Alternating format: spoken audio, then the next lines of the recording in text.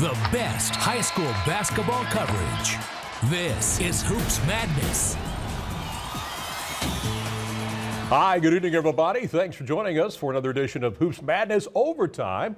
I'm Alan Harwell alongside Jeff Dubrof. Another great Tuesday of high school basketball here in the Coastal Bend as we near the end of the season as teams are fighting for playoff position. And boy, we have a tight race in District 29 5A, don't we? Alan, things were getting heated up today at Flower Bluff. You were there. Cal Allen taking on Flower Bluff. Two rivals in a big game, the 2 seed on the line, which makes playoffs a lot easier for the team that gets it. Hornets won the first meeting. Who would win the second meeting? Let's find out. Alan, I'm telling you, this place was packed. It was a fun atmosphere today.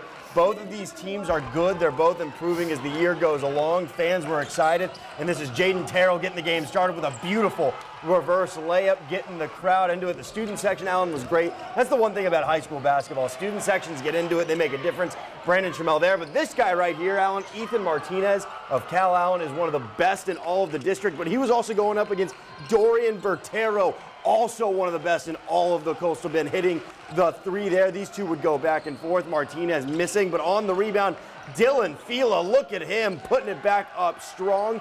This team would go on a run here. You're about to see Fila again on the pass from Sullivan. Layup off the glass, scooping it in.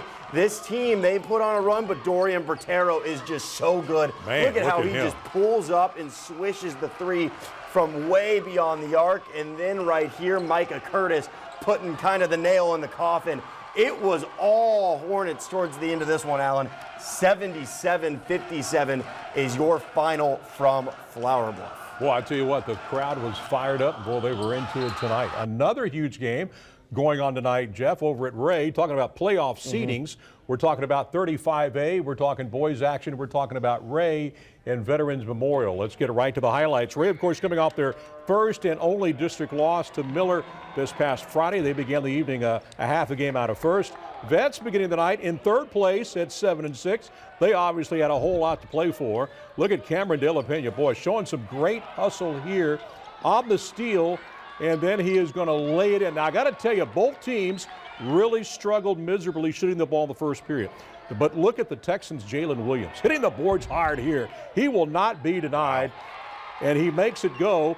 The two teams combining for just 11 first quarter points, but in the end, Ray would pull away for a 26-point win, 64-38. Now, Vets played them tough, though, early on, so right now, Ray moves back into a first-place tie with the Miller Buccaneers, and it looks like if both teams went out, they will probably play a tiebreaker game. We're assuming probably February the 15th, obviously at a neutral site. We'll if it lives up to what the last game was, I have no objections. I know. It would be a game to watch for sure. All right. In girls action tonight, a lot to play for as well. Veterans Memorial looking to wrap up at least a share of the district title, taking on the Ray Lady Texans. The Eagles will tell you they have struggled a bit down the stretch. They began the night tied with Victoria West for first place, so they definitely needed a win tonight. Ray, meanwhile, very talented, but wow, injuries have been a bugaboo this year, but they were healthy tonight. And here we go. That's a great throw up and in there by number 1 for Ray. And now watch what happens this time. Back at the other end, some great passing by the Eagles here. Again, this was close early. In fact, Ray actually led by 8 points in the first quarter. But following a slow start, Ray began to heat up. This is Leah Mosley who makes it look easy right here. A big night for the Eagles. They win 61-39. So they will now share the District 35A title with Victoria West. Both teams losing 2 games in district play. So who's going to be that number 1 seed? Well, coach is going to talk tomorrow. They're going to determine if they will either A, flip a coin to determine the top seed, or play a tiebreaker game. We'll keep you posted. That Veterans Memorial team, very good. I like to see what they do in playoffs, and they'll also hopefully meet up with Flower Bluff. They took care of Cal Allen. They're both very, very good. Speaking of CCISD, though, girls basketball, Carroll taking on King at King. Carroll has already clinched a playoff spot. King, meanwhile, just trying to improve as the season goes on. Packed crowd there, and then Jalissa Cortez getting things started for the Tigers. Right out of the gate, hitting the three. She wouldn't be done. She had a fantastic night. Now Candace Ellison using the body down low. Beautiful low post move, getting it there. This game back and forth to start. Beautiful passing here. Beyonce Lane down low. Jenica Rispe with the beautiful layup after a great bounce pass. And there's Jalissa Cortez again, Alan, hitting the three. She has been really, really solid all year long. King has to call a timeout, regroup, but Lindsay Evans was also fantastic for the Tigers tonight. She gets a basket there on the baseline after the miss, and then she pulls up from three like it's nothing. Carroll gets the big win over King in this one, 54-27.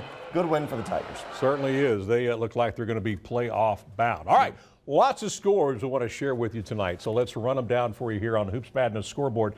In 5A basketball, doesn't matter the records. This is always a great, great rivalry. King, right now the outside looking in with a chance mathematically to still make the playoffs. With Vets losing tonight, that really helps King. King wins 51-32. Yeah, over to 4A. West Oso girls, number 9 in the state in 4A, hosting Robstown. That was low close. Scoring. Yeah. Low scoring. We were talking about this game before the day started. They get the win 31-22. Cheryl Fillmore's team looking good down the stretch. Yeah, I expect them to make it back to regionals this year. This is correct. This is a boys' score tonight. West Oso, they're so good. They beat Robstown. There's your final score. Now, London 3A basketball taking on Santa Gertrudis Academy. Coach Ron Laver always says this is a tough matchup. 63-62 in overtime. Number 13 in 3A London gets the win over Santa Gertrudis. All right, and also in 3A boys action tonight, Aransas Pass, ranked number 17. They win big over Taft, 65-29. And 2A, we talked about this team last week. Port Aransas, number 6 in 2A, wins 83-21 over Woodsboro. That district winning streak, 88 games. They'll play Three Rivers to finish off their district schedule before playoffs start. I think they'll get to 100 easily, don't you think? I think they're on their way. Great. Yes, definitely. All right. Want to remind everybody, Islanders basketball coming back to KDF tomorrow night. Yes, and it's going to be on campus this time, inside the Dugan Wellness Center. The Islanders are going to play host to Southeastern Louisiana, and we'll be on the air at 7 o'clock. Tip off at 7:05.